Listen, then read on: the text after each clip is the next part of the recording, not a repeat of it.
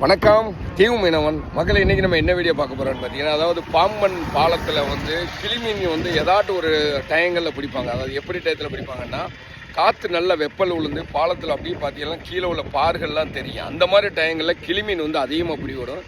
அந்த கிளிமீனுக்கு என்ன இறை போட்டால் பிடிக்கும் அப்படின்னு சொல்லி இப்போ என்ன இறை போட்டு அவங்க பிடிக்கிறாங்க அப்படிங்கிறதான் உங்களுக்கு நான் வீடியோவில் காட்ட போகிறேன்.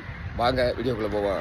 மக்களே, இன்னைக்கு செப்டம்பர் மாதம் 16ஆம் தேதி, நாளைக்கு புரட்டாசி 1 பிறக்க போகுது. அதாவது இந்த கடல் வந்து தெள்ள தெளிவாக இருக்கிற காரணம் என்னென்னா, இந்த புரட்டாசி மாதத்தில் பார்த்தீங்கன்னா கடல் வந்து ரொம்பவே தெள்ள தெளிவாகவே இருக்கும்.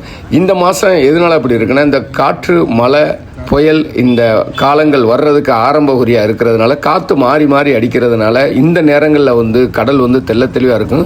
உள்ள பார்கள் முதற்கொண்டு நல்லா தெரியும், மீன்களுமே நல்லா தெரியும்.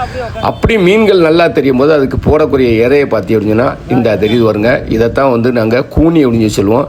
இந்த சென்னா கூனி அப்படிலாம் சொல்லுவாங்களா, ஆற்று கூனி சென்னா கூனி அப்படிலாம் சொல்கிறாங்கல்ல, அதே மாதிரி தான் இதுவும் வந்து கூனி அப்படின்னு சொல்லுவோம். இந்த கூனியை தான் அதிகமாக வந்து இந்த கிளிமீன் வந்து விரும்பி சாப்பிடும். அப்படிங்கிறதுனால இதை இறையா போட்டு இப்போ அவர் வந்து கிளிமீன் பிடிக்க போகிறாரு. என்ன பண்ணுறாரு அப்படிங்கிறத இந்த வீடியோவில் பார்த்து தெரிஞ்சுக்கிறேங்க.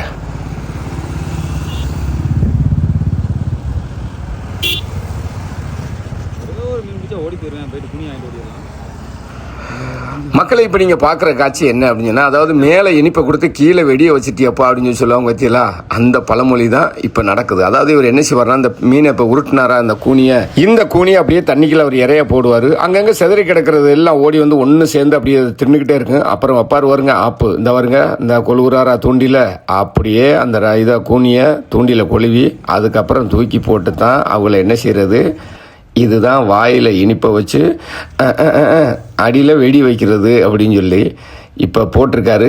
என்ன மீன் சிக்குது அப்படின்னு சொல்லி பார்த்துருவோம்.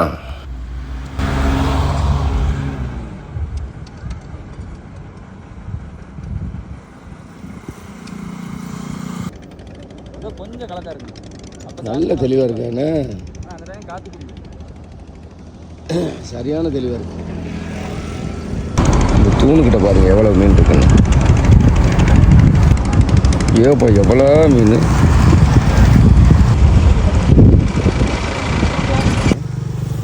ஓடுறா முருகா, எவ்வளோ நேக்கா.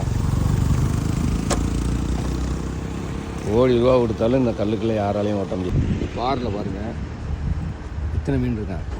அவ்வளவுமே வந்து கிளிமீன் தான் வந்துட்டு. அவ்வளவுமே இந்த கிடக்குறது ஆட்டியாப்பா ஆத்தாடி எத்தனை கிடக்குற அப்போ ஒன்று அடித்தாலும் போதும். என்ன 1000 ரூபாயில் செலவு காட்டாச்சு. கணக்கு வைக்க போகிறானுங்க.